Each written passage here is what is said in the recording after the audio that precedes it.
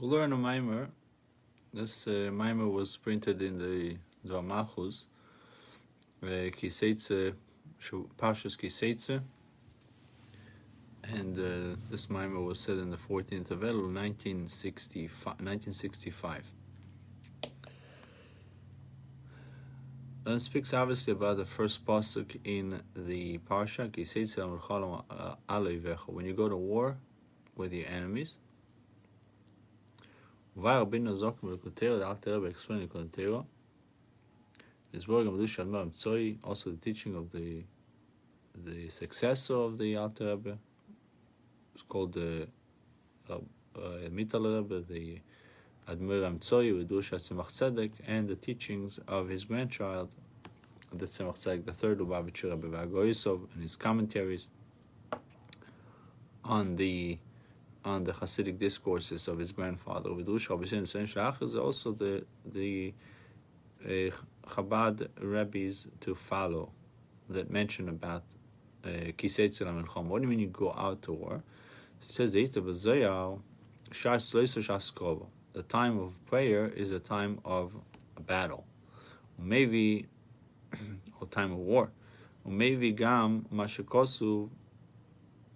It quotes the pasuk where Yaakov said to Yosef about the inheritance that he's giving him. He's giving him Shechem. So he says, "Asher lokachti me'ad emir b'chal v'rikashi," that I have conquered from the hands of the Amorites, with my sword and with my bow and arrow. Tirgem Unkelus translate what is with Shloisi. What does it mean? I captured these places, the Emory, with my bow and arrow. So with my sword, with my bow. He says, actually, bitzloisu v'usi, with my prayer and my beseeching, my request to Hashem. What milchama are we talking about? We're talking about a war that is a battle in davening, in prayer.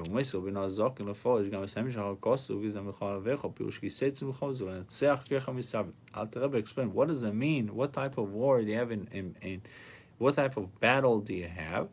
He says, you go out to war to overcome the power of desire that is within your nefesh, and your objective is to cool it off. To cool off the physical desires of this world, to transform the Avos Hashem. Take the physical desires, and instead of them being hot for physical things, transform this warmness, this passion, to the love of God. And then you will be in a place, when you go out to war, you'll be alevecha, you would have already an advantage over your enemies. Meaning that we have to remember that all these taivas, all these desires and passions and delights, physical delights, are not coming to for our detriment. They're not here to harm us. Meaning the root above is a positive root, a positive source, and as it says, there's no evil that comes from above, and the point of it is for you to transform it. Comes from the supernal chariot in Kedusha, in the side of holiness. So really the purpose is to transform it. And it continues to explain, what does it mean to be on top of your enemy, over your enemy? You should be on a higher level than your enemy. What does it mean?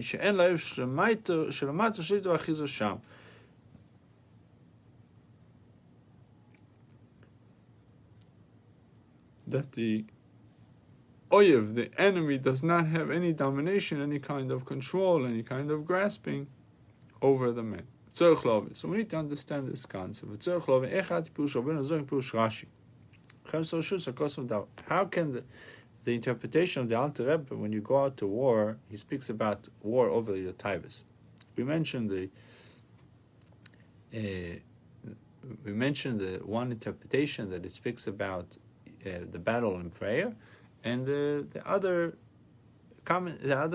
point of it that it's a battle to overcome to transform your desires to be cold and make them cold, and to turn the heat, so to speak, on the love of God. So he writes, how does it work with the commentary of Rashi? Rashi clearly says that we're dealing with Mechemes Reshut, meaning you go out to war to conquer land, physical war. And the proof of that Rashi speaks about a regular war, that he speaks about capturing an enemy, that ultimately you go out to war, you capture, you have captives. Yisrael, we're dealing with a war over Eretz Yisrael. We can't say we're dealing with Milchemes Chova. There's Milchemes Chova, an obligatory war, and there's optional war. So in obligatory war, you were not allowed to leave anyone alive. If they didn't, obviously, if they ran away, they ran away. But if they stayed, and you took them as captive by Torah, they were not supposed to stay alive. It says, you're not allowed to let them stay alive. So we're dealing with optional war. In optional war, you have captives. It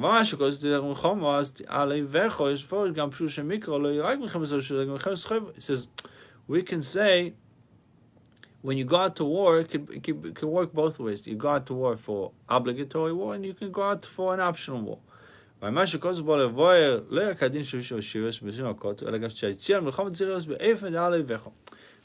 It speaks about also, when you go out to war, not just dealing with the concept of you're going to have captives, not to capture captives, but also speaks about that you need to be in a state of alevecha. You need to be ready. You need to understand, since Hashem is with you, therefore you're already alevecha. You have an advantage over your enemies. If you go out with that in mind, with that attitude, you're already on top of them, you already have advantage over them, you will most likely win the war. Go out to war, and the Torah describes, and you see multitudes of horses and chariots on the other side of the enemy. More soldiers than you. You should not fear them. And what is the teaching over here? Primarily is that you shouldn't fear the enemy. From Hashem, it says in Torah, Esus in singular, obviously speaking about many horses. Why does it say Esus in singular, one horse? Comes to tell you that from Hashem's perspective, it's only one horse, even though it's many horses. And Rashi tells us this teaching, that from Hashem's perspective is not a big army, there's nothing to worry about. It's just as if it's just one soldier, one horse, one chariot. We can say, we can take this to the pasuk in this week's parsha, where it says, you go out to war al oivecha, on top of your enemies, you're over them. You have to contemplate, what is the commandment? You go out to war over your enemy, meaning you have to contemplate, what is the enemy? What is the root and the source of the enemy?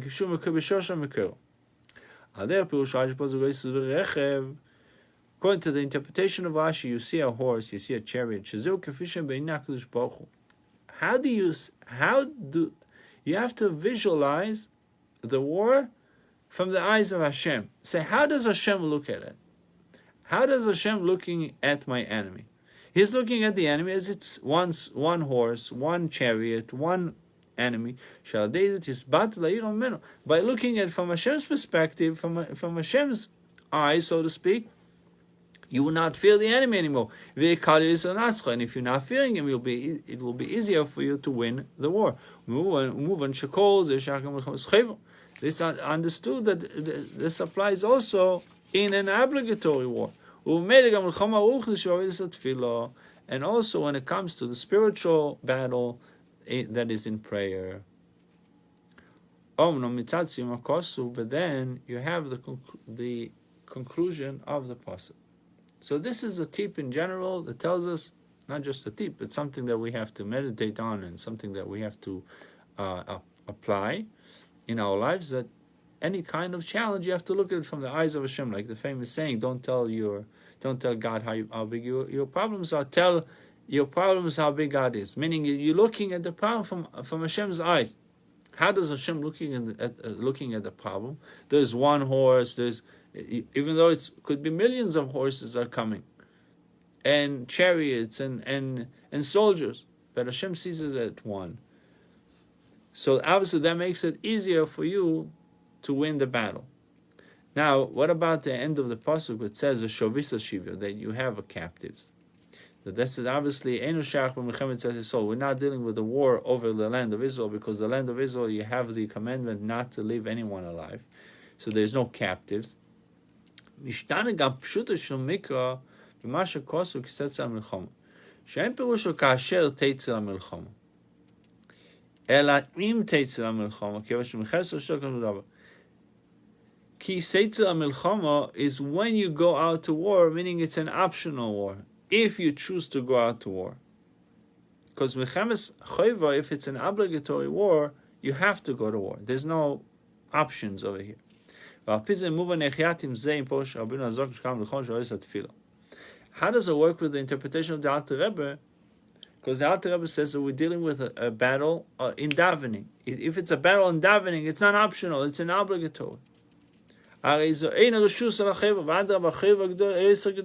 a greater obligation. It's even a greater obligation than the obligation of fulfilling the mitzvahs, the commandment. To overcome the passionate desire of the animalistic soul, this is the foundation of Avodas Hashem, of serving God.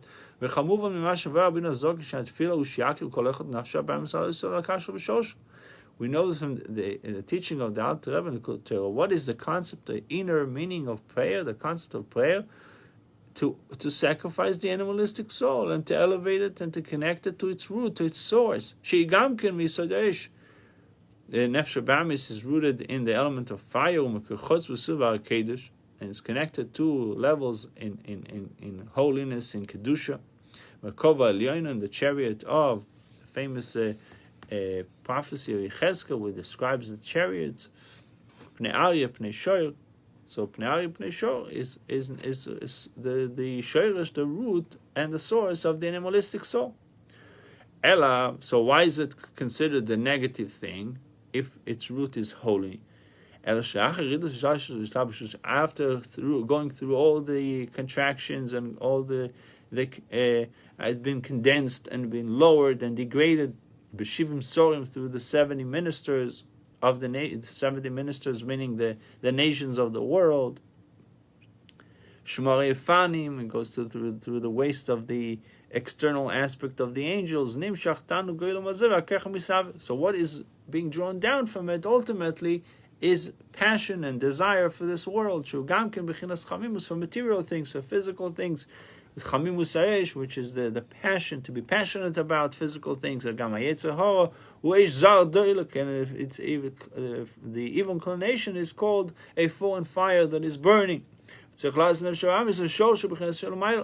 And our objective is to elevate the animalistic soul to its source, to the Eish Shalamayla. And the Alter Rebbe says that every day the evil inclination of a person overcomes him. And we have to tap in to a heavenly, to supernal fire, to overcome the evil inclination. It's written in Tilim. It's written in Psalms 139, verse 15, verse 16. Yom Yitzaru, Hashem created the days.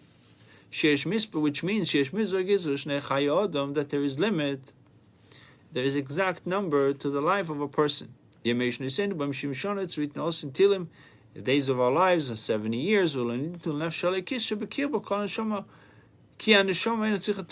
says that the days were not given to the godly soul that is in you, that is vested in you. Why? Because the neshama itself, the godly soul, doesn't need tikkun, doesn't need to be rectified, to be reconciled for itself. Whether the days of your life were given primarily for the animalistic soul.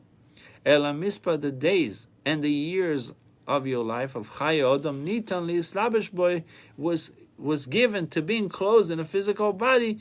Nafsha Bamis in the animalistic soul. V'shonuk tzum mispor sheyach mosid bar shuchas v'nafsha mena kol kach v'kach koichos v'nitzotzim shenoflu sham. And the days that were given was a shiur, was an estimation in Hashem's wisdom that how much you can elevate from your animalistic soul. It's a concept of Shvias HaKelim is discussed many times. Breakage of the vessels.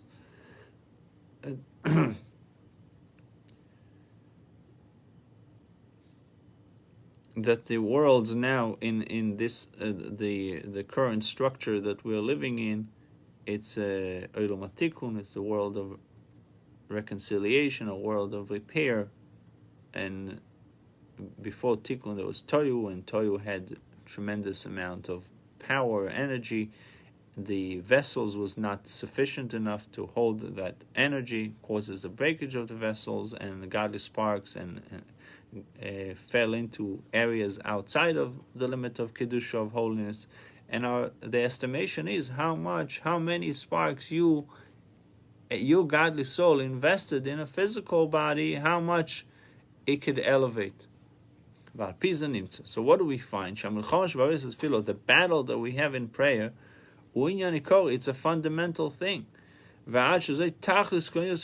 much so that this is the purpose of why the neshama descended into a physical body.